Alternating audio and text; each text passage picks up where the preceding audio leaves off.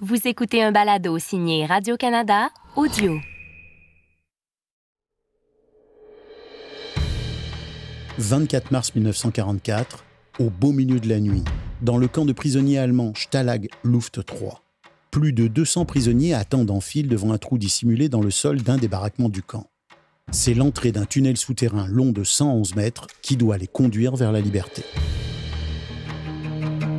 26 mai 1986, prison de la Santé à Paris. Un hélicoptère s'immobilise en plein vol au-dessus de la cour intérieure où se trouvent les détenus.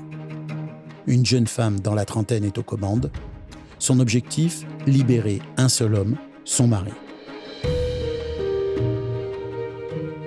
2 mars 1965, prison de Bordeaux à Montréal. Le célèbre truand Lucien Rivard demande à entretenir la patinoire de l'établissement. Mais lorsque ses gardiens le guident vers les boyaux d'arrosage, il sort un pistolet et les met en joue.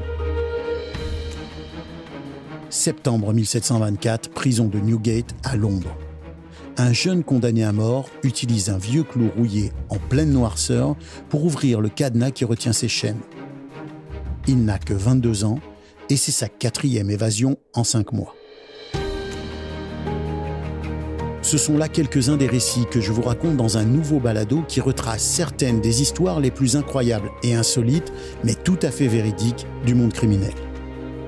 Cette première saison est consacrée aux grandes évasions et je vais y relater en détail les escapades spectaculaires du chef de cartel mexicain El Chapo, des célèbres évadés d'Alcatraz, d'un as de l'attaque du fourgon blindé et d'une trentaine de membres de l'armée républicaine irlandaise emprisonnés par leur ennemi britannique.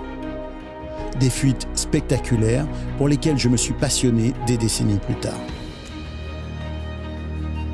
Je m'appelle Stéphane Berthomé et je vous présente Redoutable, les grands crimes en récit.